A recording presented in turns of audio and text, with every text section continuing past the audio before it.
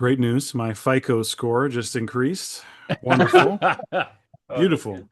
Yeah, let me make sure my phone is off. Yeah, Check your that's FICO score if you got a minute. Let's go ahead. Yeah. good time to do it. Yep. Welcome to Nerds Geeks in the Kitchen Sink. It's the podcast that's like hanging out at the video store. I'm one of your hosts, DK. I'm Chris, your other host. Today we have honestly amazing guests who is responsible for an upcoming film that is I'm going to say it right now. I think it's destined for cult classic status. Uh, Absolutely. we have Jesse Blanchard. Hello, how are you? Hey, thanks for having me. That's quite the intro, so we'll see. We'll see. Don't jinx it on me, all right? Nope, nope. We have a good track record with this. I'm just Okay. saying. Okay. So, Okay. so Well, first of all, I mean, let's uh, just let's just get it out there. Let's just get it in the water. Jesse, why don't you tell everybody what Frank and Zed is?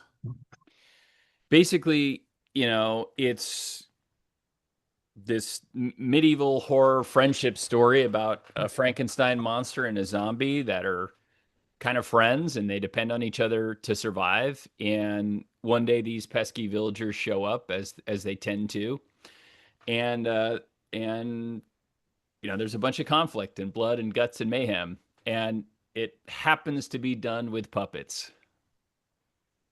Yeah, and it's super fun. yeah, So you've been working on this for quite some time. Is that right?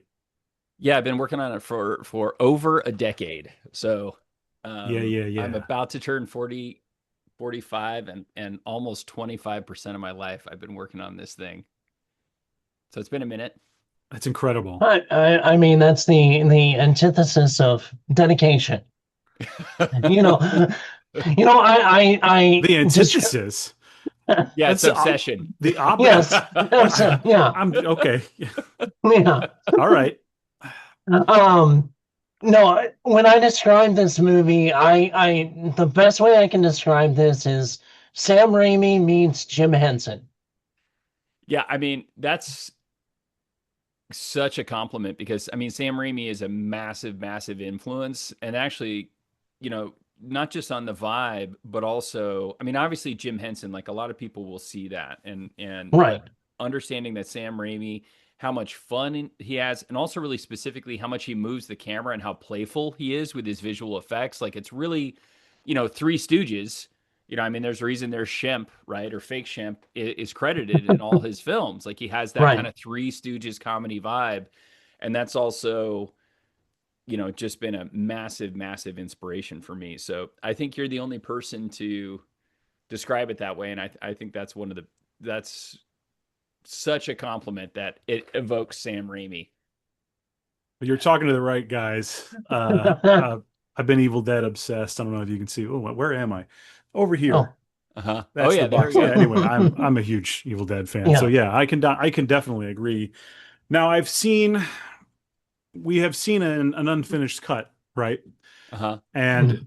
it's it's incredible. I'm just gonna say it. I really really think that this is the kind of movie that goes on a shelf and stays on a shelf and gets pulled out all the time to show people to say, Aw. "Can you believe this? This is so fun. This is really it has a similar energy to me, but like recently Psycho Gorman kind of Uh huh. did this to me where it was like this is the movie I'm showing my friends like Oh, for cool. this year like Psycho Gorman is this like well I don't know if you've seen it but Uh huh. it's like a fun gore filled thing and Yeah, I with think the yeah kids, Psycho yeah Yeah. Gorman shows up. Mhm. yeah Uh huh. Yeah. Uh huh. I'm putting this definitely around that kind of status. I really think that I think it's going to have like a permanent fan base. I really do. I think it's incredible. So just to get that out of the way, it really Right. was fun to watch, even with things missing. Oh well, thanks. And it is, That's like really great to hear. Yeah, I mean the goal, like I want to make the movie fun. I mean I'm making it for myself first and foremost, but like also the movie's for people to enjoy. I mean that's really, really that's why I make movies is to have fun, and I think also with this movie I also have felt, I mean, one of the reasons it's taken so long is I felt a bit of an obligation to really fulfill like an all puppet horror film. I want it to be really good. I want it to fulfill that premise, Right. what Well, I feel that deserves. can we talk about how did you arrive? And I'm sure every interviewer asked you this, but like how did you arrive at the puppet thing? Basically, I was making movies and had made movies for a long time, and I really meticulously prepare. But then it kind of always fell apart at the end because I just didn't have the resources to get the actors and everything else that I needed. And I live in Portland, Oregon, which is really known for stop motion animation. And I Right. said, Portland's really known for animation. Maybe I should lean into that. And I wanted to make things, ironically, I thought I wanted to make things quickly. So I was like, stop motion will take too long. So I'll just do puppets. And so I did a 10-minute, or not a 10-minute, excuse me. I did a little, uh, I wrote a quick short, which was this barbershop horror short just for fun, and made it with puppets just as like a test, and it was a blast. I had so much fun that I was like, all right, let's keep doing this. And that's really, that. And also, like, I also wanted to make movies with like monsters and just tell stories that I couldn't really tell easily. I wanted to create like a whole Right. world, and with puppets I was like, well, I can do that. It was just a way to do. So it was honestly a very practical decision. I was like, how can I make these movies? How can I tell the story I want to tell? And puppets were just a way to do it. It's beautiful. Yeah. It's seriously, it's really awesome. Um, Chris, what you going to say something? No, I was just saying, honestly, right now, getting close to the finish line for you, it's almost the right time for this movie to come out because, DK and I were talking earlier, there's almost this now renaissance push of Frankenstein in all these different variations. You've got Guillermo del Toro's Frankenstein, you've got The Bride coming out. There's a couple of other smaller projects that are coming out that I think are going to catch hold because of that push for that specific, kind of character. And Yeah, this is just a fun movie. So, I mean, that's yeah, I've been surprised at how there's been kind of this lack of kind of exploration of the Frankenstein story, or it's what right. what is felt. I mean, I think there was Lisa Frankenstein. I mean, it's so Yep. ubiquitous; it's kind of Yeah, always there in some way.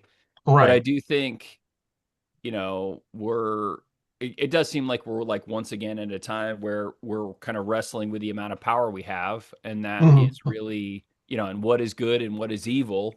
How do you define these things, etc.? And I think the Frankenstein story is just, is kind of ripe for that time. But yeah, so it's great that it's getting. I think a lot of people are exploring it from different angles, which I think is also fantastic. Right. So let's kind of get back into with Frankenstein. Like, how did the story itself start? Like, where did the idea come from? Kind of like, what was the inspiration for some of the storyline that you have in the movie? Well, I had this story.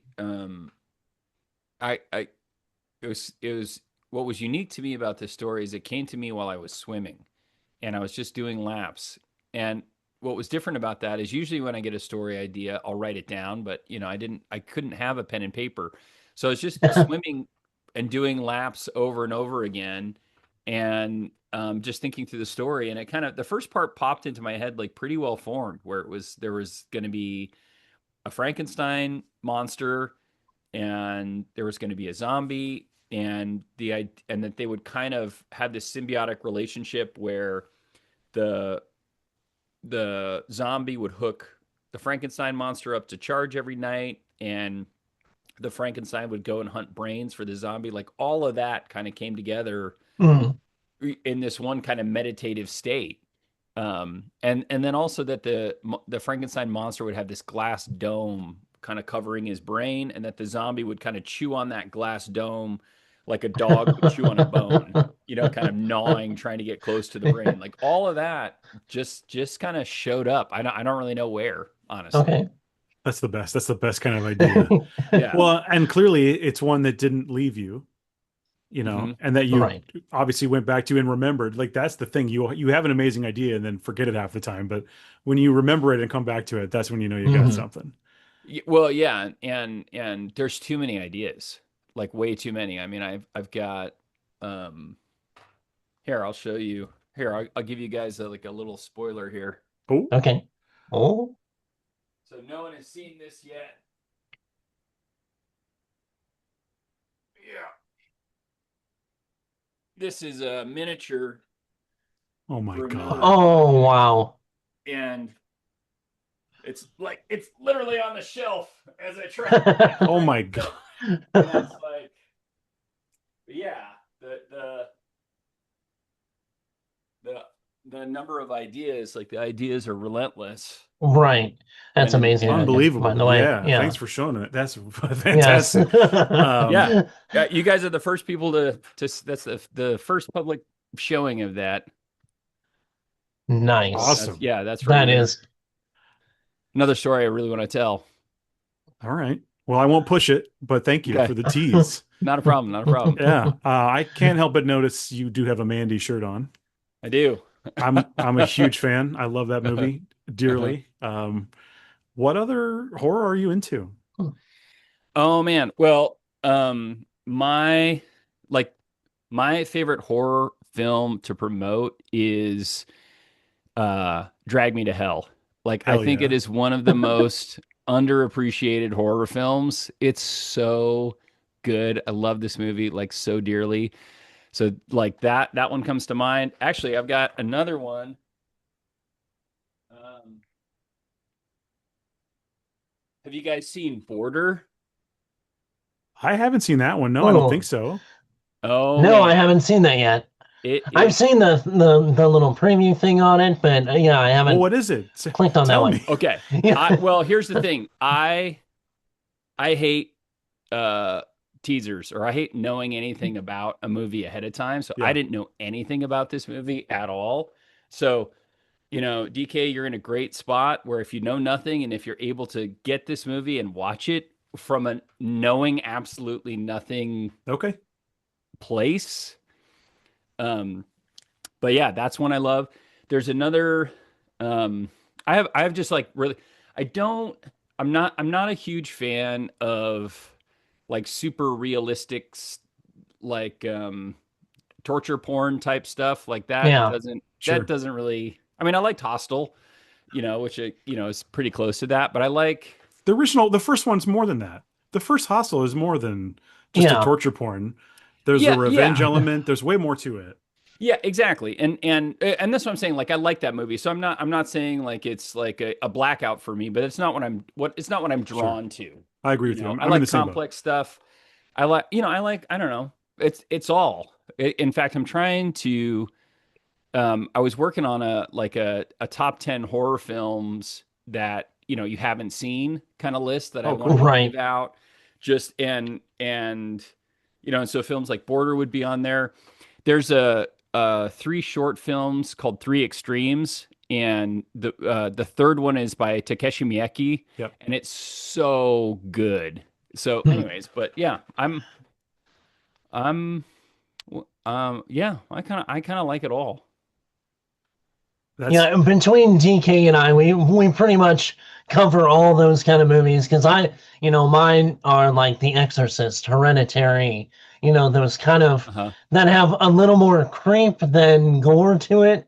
Gotcha. Uh-huh. Then there was underlining kind of horrors, and then DK is pretty much anything horror, Phantasm. And then when you said Drag Me to Hell, if you would have yeah. said It Follows Next, I would Uh-huh. have just suspected you guys were separated at birth. So, I mean, I mean, I also absolutely. I mean, I think I'm realizing like I like movies where the director is really in control and kind of mhm, really.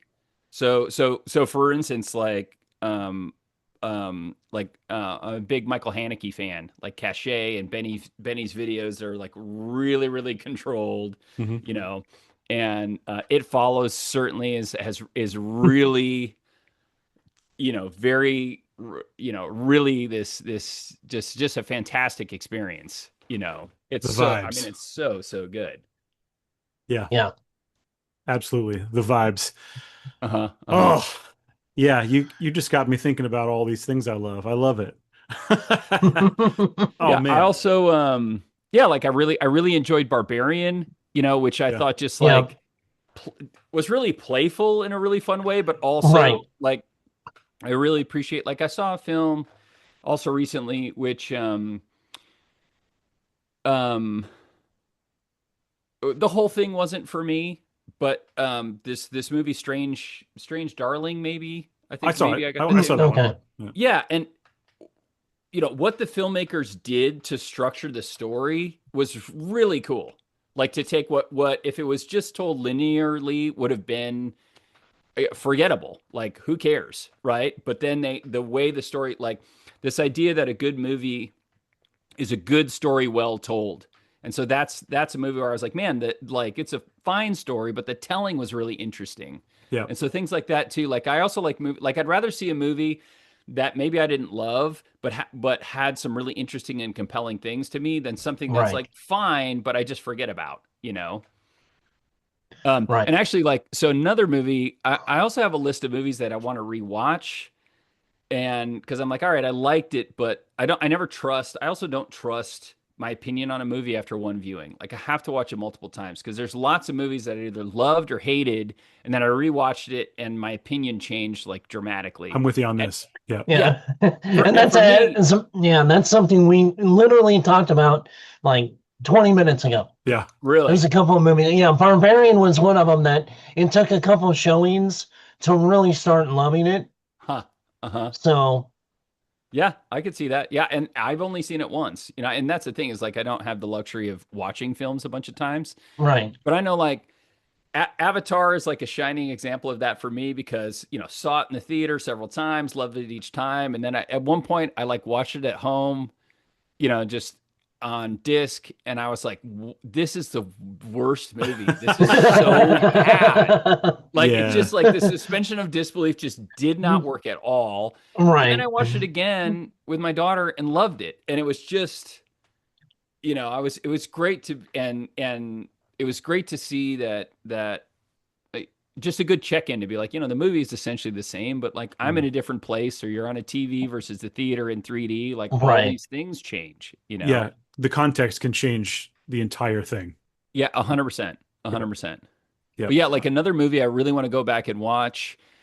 I watched it in like the best context, and that was it's the movie What Lies Beneath by Robert Zemeckis. Hmm. Yeah. And so, but the context I watched it on was like me and my partner at the time, we booked like a vacation rental and they had like there was no service, but there was like a stack of VHS tapes. Oh And so we yeah. put that in and it was so fun. It was just a perfect environment. Right.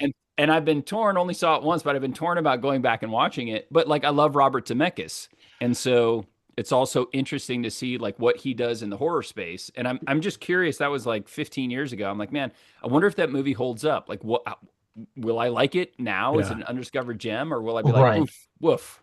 I saw that in the theater, and Yeah. I had no recollection that it was a Zemeckis movie. Why did I not remember that? Yeah.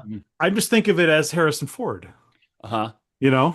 Well, and see that context that Robert Zemeckis is making a horror film. I think also in the pause that Tom Cruise is like losing weight for Castaway.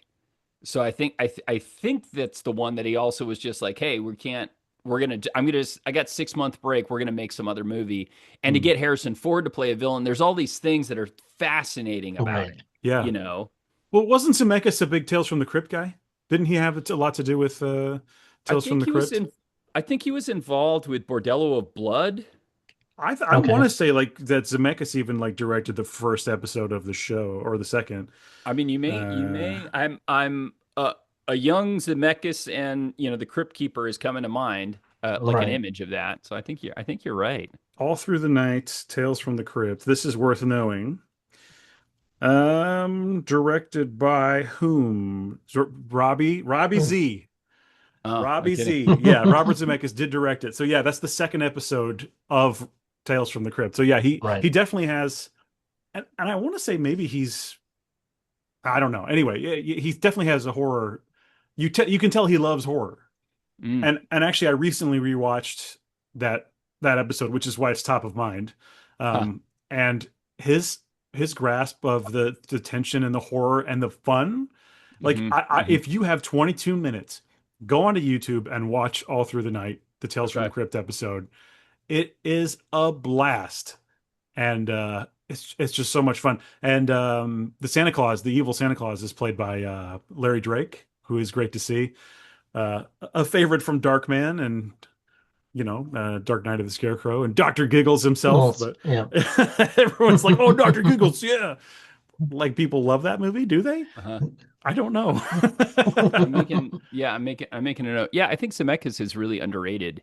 I mean, being as big as he is, and he's still, and I think, yeah, tension, and he's also like a master at like Spielberg of these secret one shots where you Right. don't know it's a oneer, Hmm, and it's like, and I mean, and I think if I had to say, like, if like I think Back to the Future is basically a perfect movie. Like I don't think sure. that there's like a classic, what I call a Hollywood lasagna, like the classic Hollywood movie. I just don't think it's so good. And the complexity of kind of like what has to happen and the mechanics and all that stuff is pretty complex, It's unbelievable. and yet Right. everyone understands it. Yeah. It's so good. It's so good. I think that movie is a miracle for sure. For Yeah. sure. It is in a tier of its own pretty much. Right. Yeah. It's Nobody, just, yeah. it's so good. And I heard Bob Gale was on the Russo brothers have a podcast, and they had Bob Gale on it, and he described the engine of that of Back to the Future as a young man travels back in time to teach his father how to be a man. And I was like, that's such, and that it's so cool, Yeah. But yeah, it's just a fantastic, fantastic film. Yeah, that's wonderful.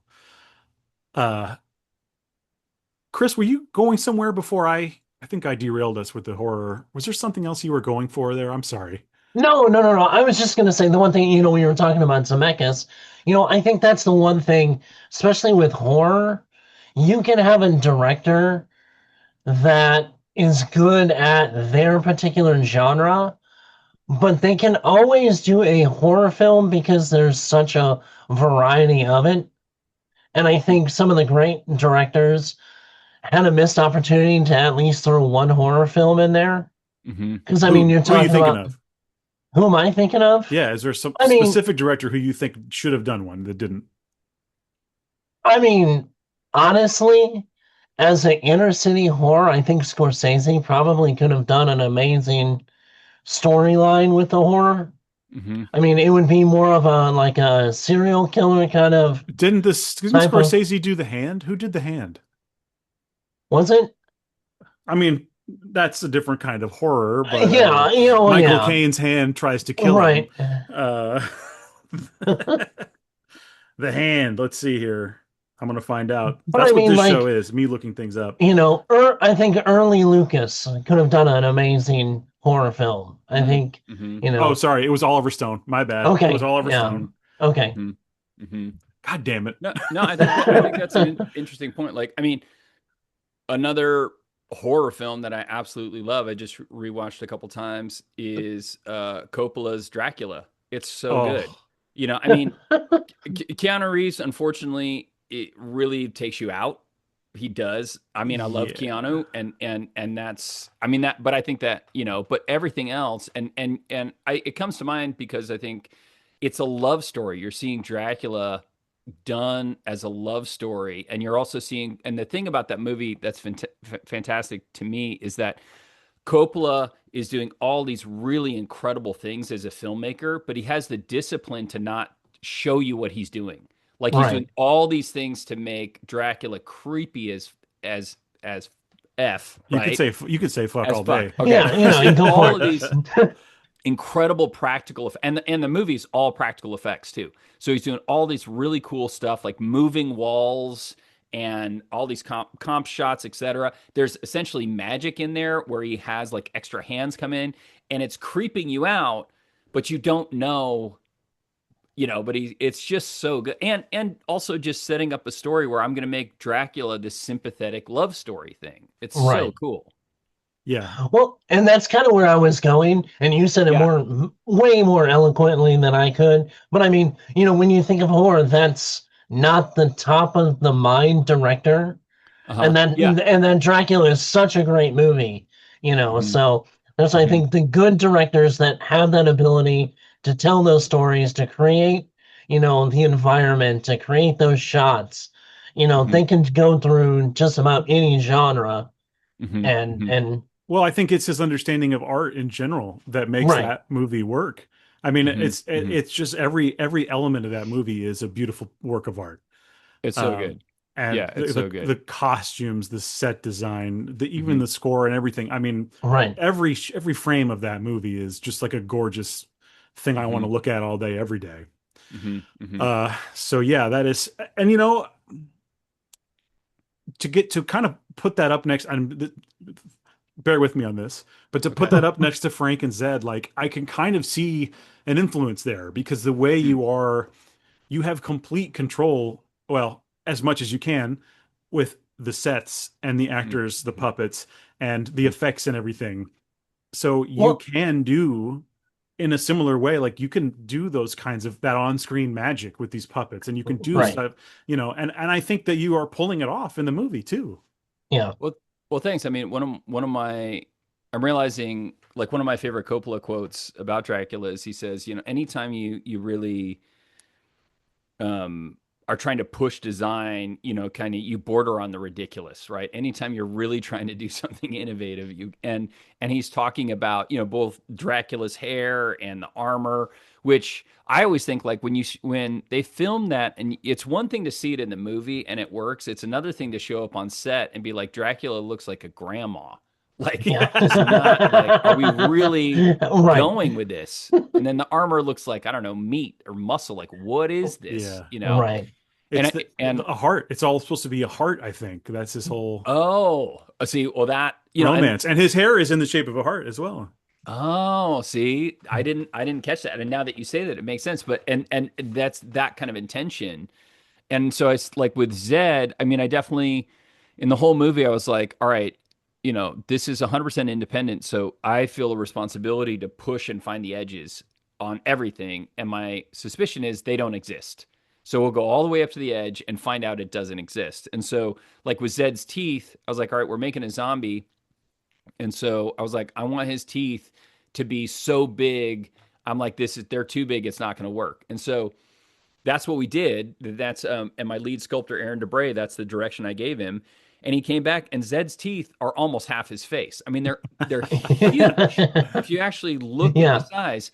And I was like, all right. And now we're gonna cut them out, and we're gonna make them wiggle right on these little pieces of elastic. Mhm. And if you saw that outside of the context of the movie, you're like, this is absolutely absurd. And there's no other character that has teeth that are literally as long as my thumb, but it works. It's fine. Nobody even questions it, you Yeah, know? you couldn't imagine it looking any other way. I mean, after Exactly. seeing it, so Yeah. But that's part of, I was saying like, if we're doing it, like, let's go all the way. Like this is a really, we are in control. And so we have a responsibility to ourselves to go as far as we can.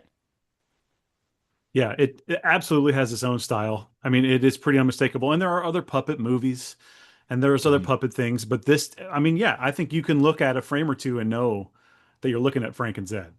Oh, well, There that's, isn't anything that oh, really right. quite looks like it. And yeah, I'm not just saying that, it's true. I mean, it has its own unique vibe. It has its own unique look and it's so well designed and you know, uh, and as I was saying earlier, it's you've to go along with the Dracula thing once again, you've done the design in a way, and I think this is kind of what you were saying. Maybe it's not practical, but you've reached this level where to get that thing that you're trying to get, maybe it's not realistic quite so much. It goes into the absurd, but what you arrive with is like a beautiful expression.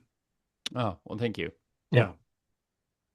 Thank you. Well, I'm really glad it's working, for you guys. It's been a lot of fun. And it has been, you kind of show up every day and go like, I don't know, how are we going to make this work? And there's a lot of things that are kind of instinctual. Like we're mixing different types of puppets, mixing the scale of puppets.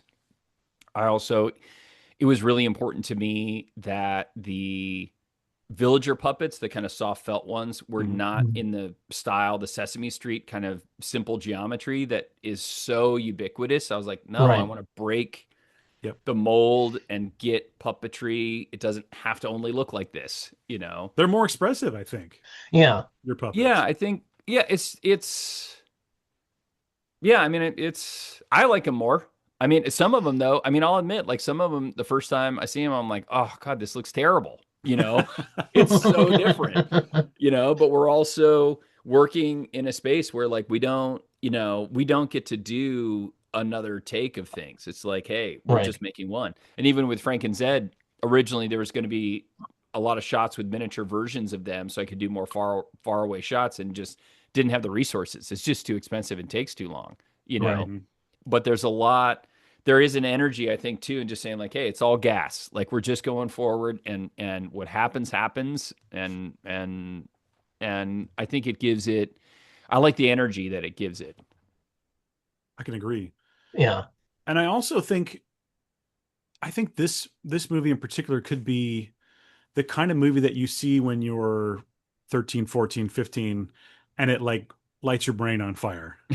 You know what I mean? uh-huh. Just like Evil Dead 2 for me. Uh-huh. You see Uh-huh. it and you go, "You can do that? Uh-huh. Uh-huh. That's unbelievable." And then I think this could be I don't want to go too crazy with the praise, but I mean it really is like an incredible achievement. Well, thank It's you. wonderful. I can't wait Yeah. to see the final product, and I just know that it's going to be people are going to love this movie.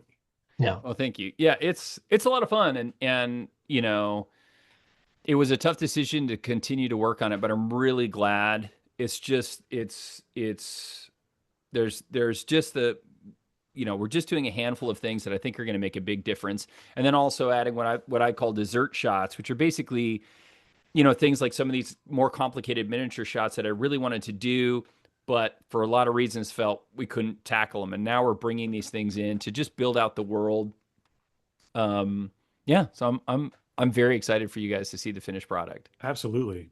Well, Can you? and just, Oh, go oh, ahead, I was Chris. just going to piggyback on what Dustin said real quick.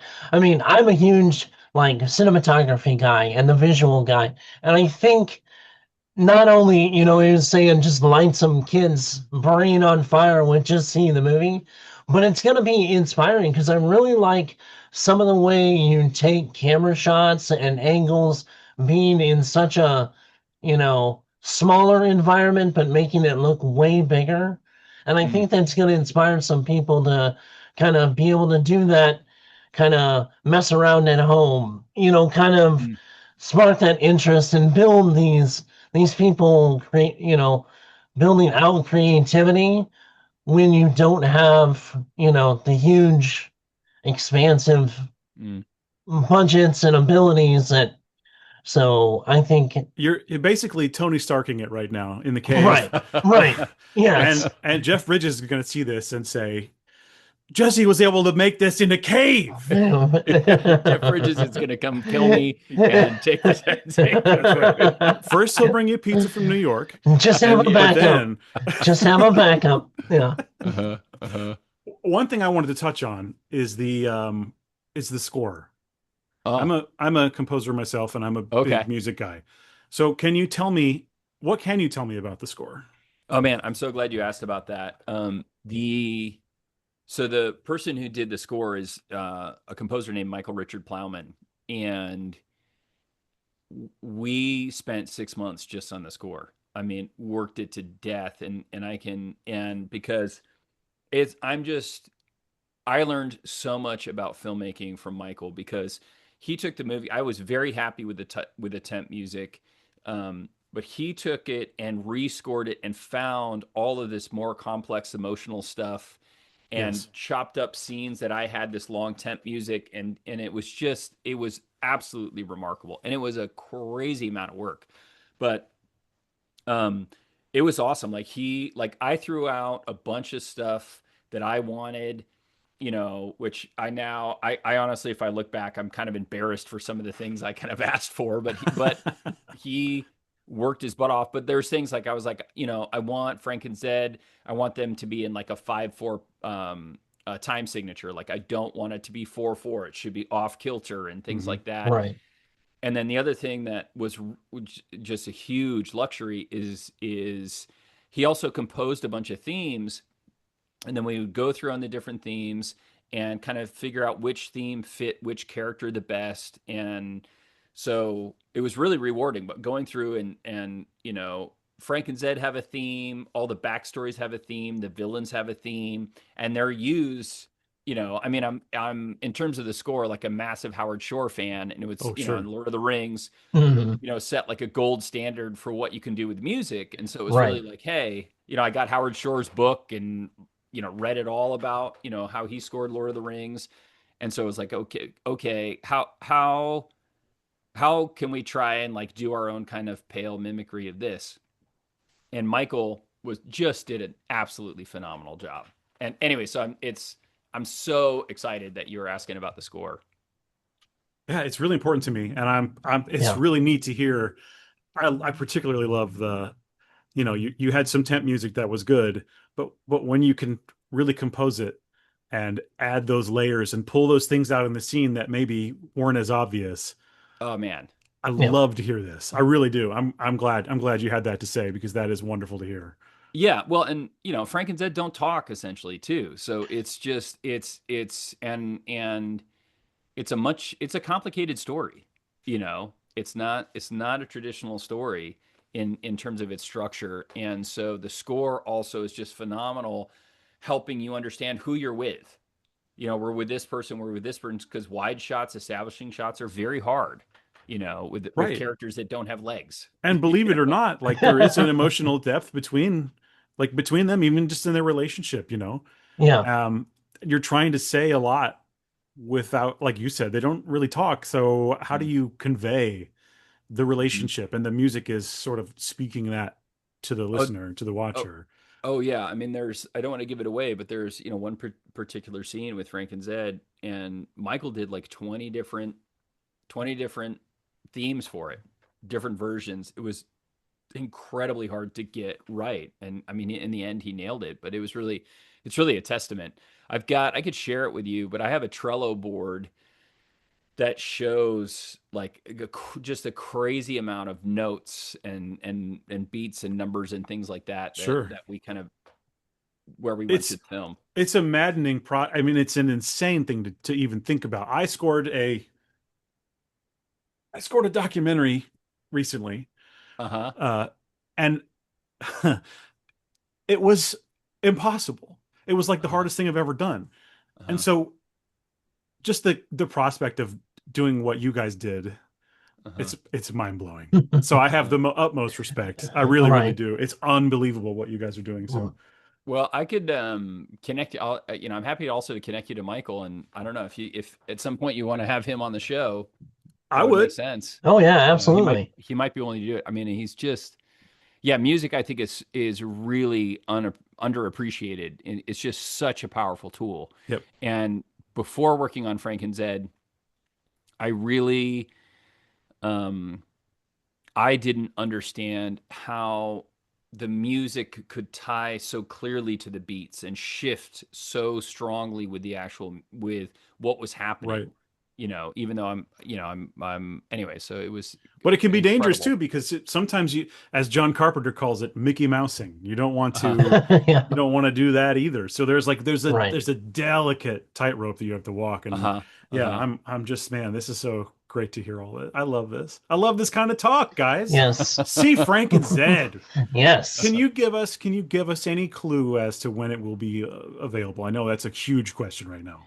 Well, we're so, right now I've just started to kind of to so I'm hoping to have it be soon. We're raising money right now by letting people pre-order the Blu-ray and the Mhm. movie. And I have some other things where there's actually going to be a chance. This is the first time I've talked about this, for people to have their names and faces even appear in the movie. That's something we did in Kickstarter. I'm like, hey, we do a little bit of that. So we're gonna we're raising money and kind of starting to film at the same time. So I would love it to be out in early next year. that would be fantastic. And the amount of reshoots and filming we have to do is not a lot. So I don't know. I'm hoping, but also if people, I think we're going to start. It's been really fun to reopen social media and actually kind of talk about the film because for various reasons we've been really quiet about it. Hmm. But if people are curious, they can also sign up at our website. I think I might start a Patreon as well and just share. I get a ton of questions with people wanting about puppets and filmmaking and stuff. So I want to start sharing some of that so people can start making their own things. But long way of saying, like, I think it'll be early next year, and it's also, I also never thought it would take 10 years. So I think people seeing this will probably want to help you finish this. So I Yeah. hope so. please, if Well, there's any links that we need to have in the description for this or whatever, let me know. Okay, We'll Right. will get do. them in there. So Will do. check in the bottom, and if there's anything you can do as a viewer or listener of this, I mean, it would be huge if you could pitch well, in. yeah. I will be pre-ordering my copy this week. So, I gotta have Oh, that thank you. blue. yeah. Got to do it. Oh, thank you, Chris. Yeah, I'll make sure and sign up for you guys. Hell yeah. Oh, that'd be awesome. That'd be awesome. Hell yeah. But yeah, I mean, this is something that, we've kind of gone back and forth with for, I think, in contact with you off and on just on social media for what, last almost like 3 or 4 or 5 years Yeah, it's since been you a minute. first came out. So, Uh-huh. and I'm glad that we're getting to talk about this and we're close to getting this finished. And, we both enjoy it a lot. And I mean, this is something we're definitely advocating for, everybody else giving this a shot. So, Well, thank you so much. It's like having your kind of support and encouragement, means a lot. And it's also been a fun part of the process to connect with people, you know. Sure. And a benefit of working on a movie for a long time is you get to have lots of conversations, For sure. oh yeah. Well, Chris, is there anything else you desperately need to get out there before we Well, pack it no. up? Do you have that the original trailer Oh, that we we want can to give everybody a little shot? we can watch it together if that's all right with Yeah, you. yeah. Yeah, let's do it. All right. I do have that. And it's going to be on your screen. I promise. Here we go. There we go. There it is. The miracles of modern technology. Here we go. Let's take a look, and we can make some comments and as we go. Yep. This is a regular feature that we do. Oh, cool. So right away, I just want to say, you talk about these wide shots and these kind of establishing shots being tough, but that's gorgeous. It's so fun. Oh, well, thank you. Yeah, that was a miniature or is a miniature, that we built. And then, yeah, which was really fun. And it was cool to, working on this. I was like, you know what? We're going to have a castle. We've seen a million trillion castles. The Hobbit had just came out, which had like, a million trillion castles. Just Lousy with castles. Yeah. So many goddamn castles. Yeah, and I love The Hobbit, so I'm not throwing shade at that movie. I think that's also really underappreciated, and every time I rewatch it, I like it more. But anyways, No, it would be funny if you beefed with Peter Jackson. Let's attack Peter Jackson right now. I have had thoughts of like wanting a producer puppet character that comes in and is trying to promote the movie, and one of the things he does is starts beef with somebody, and I think it would be funny if he's like tried to start beef with Peter Jackson. Peter Jackson's your guy. Yeah, super beloved, and everyone's right. Make some bad taste references. Yeah, Right. it's perfect. exactly. Yeah. Yeah, like a lot of these were done in a tiny garage. Those first two shots. And, Oh well, can I get there? Here we go. yeah. Yes. But the vibe you get, the atmosphere is just you're Right. nailing it. Oh well, thank you. The lighting, I'm always so impressed by the lighting. It goes so far as well. Like the score. Oh. Okay. This is something that's pretty huge in the story. But man, it's just so fun. I don't know. I don't know why. I just had to say, like, Yeah. he's so well designed. It's just wonderful. Right.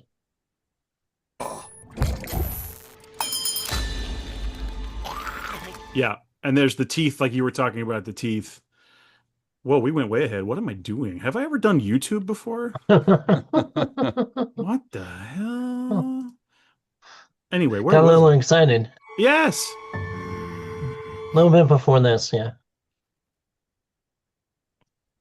Oh, We're there we good. go. There we go. Yeah, just the design and the teeth and the many layers of his skull even. The attention Right. to detail is obvious.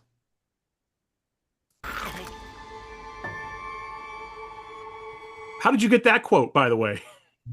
Just well, that's Tom Holland, the director, not Tom Holland, Spider-Man. You think I don't No. know? Yeah, well, that's you would be some of the first people, but yeah, I just hit him up on Facebook, and just got very lucky. Just That's very generosity. Yeah. Generosity of spirit on his part is the answer. that's amazing. That's Yeah. amazing. I'm a huge fan. I mean, Child's Play obviously great, but Fright Night in particular for Right. me is like a classic. Oh, wonderful.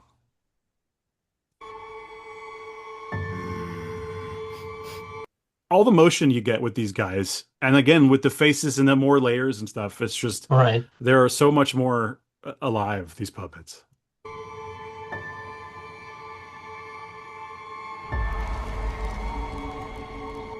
Nice and sharp. Nice and sharp. All we know is a lie. And the truth has been paid for in. I was thinking about this. I watched this trailer earlier, actually. The spinning of the axe. Uh-huh. It's such a. I can imagine that you just had the axe spinning and then you're filming this in slow motion, but it's such a good. It works so well, and it Right. made me think of Raimi. It's a total those- Sam Raimi ripoff. All those It's tricks that he 100%. does with the arrow flying in Army of Darkness and the eyeball and all that stuff. Yeah. The eyeball in particular. It's a 100% Sam Raimi.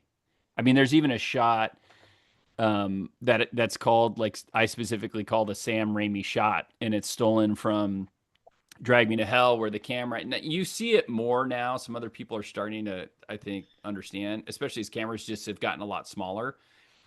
But it's like the camera slides in and then tilts like this to the side as it's doing this push in. Yeah, but yeah, I know Sam the shot. Raimi's, Yeah. Right. he's so, nobody moves the camera like Sam Raimi. No, he's the man. Right. And then I just, we've seen a handful of these, of the puppets, and there's nothing. I mean, a few of the villagers have similarities, but no design is the cookie cutter, quote unquote Muppet kind of design. Each, what you've designed on them, they have very much an individuality and even in the smaller details. Yeah, thanks. Yeah, we wanted to. Yeah, I like a lot of texture. I like a lot of layers, a lot of color. And it's. I think that's one of the benefits of doing the puppets this way is you can give them character. Yeah. Well, and even in the set design here, you could have just had a wooden room, but you've got these wonderful stained glass things going on. It just adds so much. Yeah, well, and when I was mentioning getting your name, like having opportunities for people to have their name in the film, all of those stained glasses are all Kickstarter backers' names and so we did that. In fact, the one right behind the guy on the left, you can just see Kirk. It's Kirk Raw Thatcher, and that's Kirk Thatcher, who directed like Muppet Christmas Carol and is like a bad guy in, I don't know, one of the Star Treks or something like That's that. incredible. Yes. Yeah, and is been another just incredibly generous human being. But yeah, so it's really it's fun. So there's also additional layers of meaning, I guess, for me, which is really cool. Are you going to do a commentary track? Oh yeah, You have 100%. to. I'm Okay, demanding yeah. that you do it. I'm a Yeah. person that I live on them. I need them to survive. They're it's so fun. Yeah, I think we'll probably do a couple. Like I really want to do one really specifically on the music because it's just just to be like, hey, here's everything I learned, about how powerful music is and what is going on with the music in these scenes, etc. And definitely doing one with my main puppeteer, Jason Ropp, and the cast. It would be super fun. But for me, I'm the kind of fan that I need these things to happen. Please, Yes. Okay. I need to know the answers. Okay. Is a lie. And the truth has There's been that paid again. for. Love that so much. Yeah. Blood. I love that. Yes.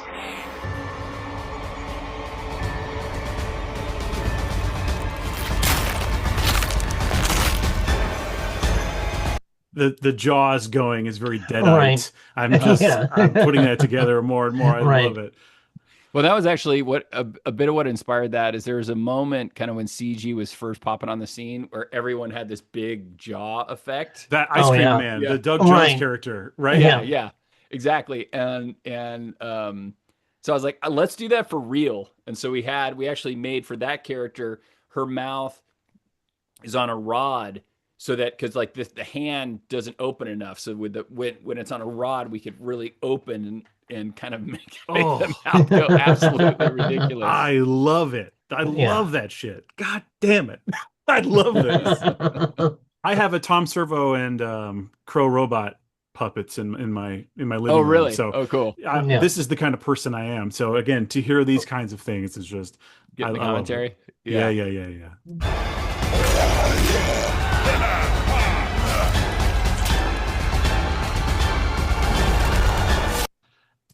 The hand reaching across the shadow. I mean, we talked about Dracula. Uh-huh. It Uh-huh. Yeah. works. There's a reason it Yeah. works. Uh-huh. Yeah, once I play my hand, it's pretty obvious.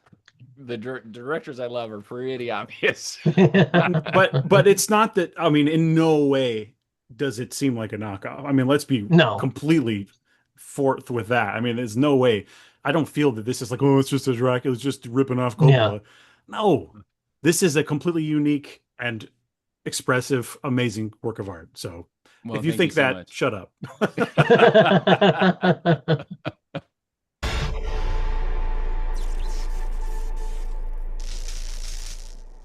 We're all gonna die! Wonderful.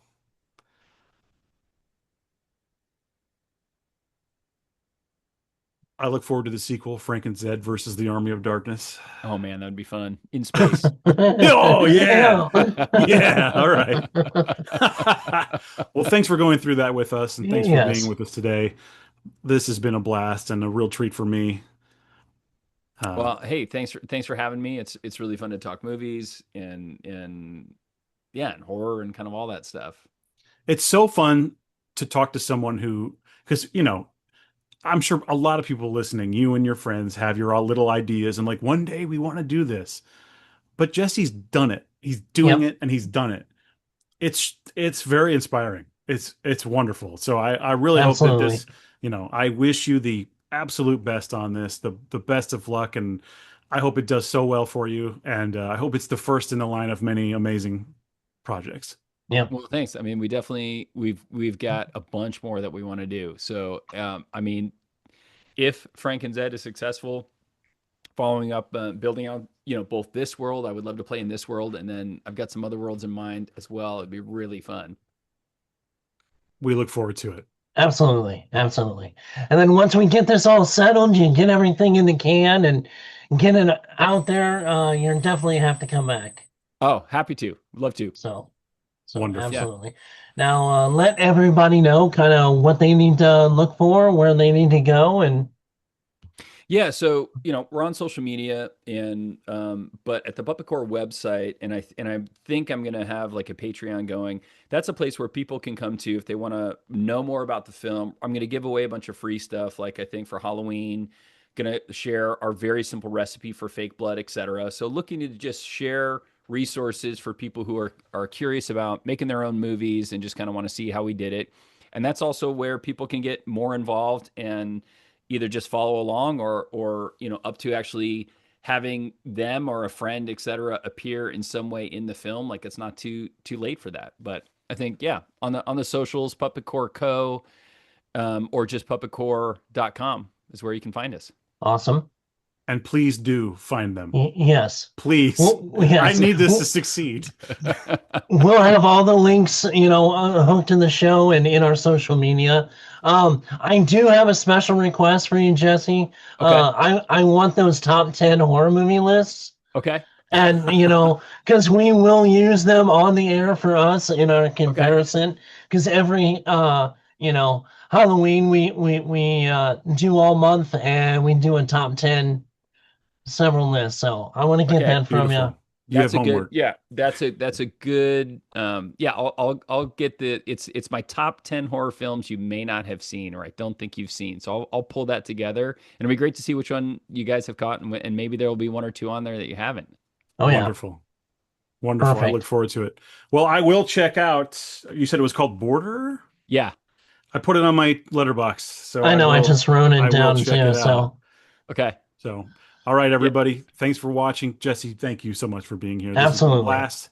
And yeah, we wish you huge success. Thanks for being Yep. here. Not a problem. Thanks for having me. All right. Thanks a lot, Jess.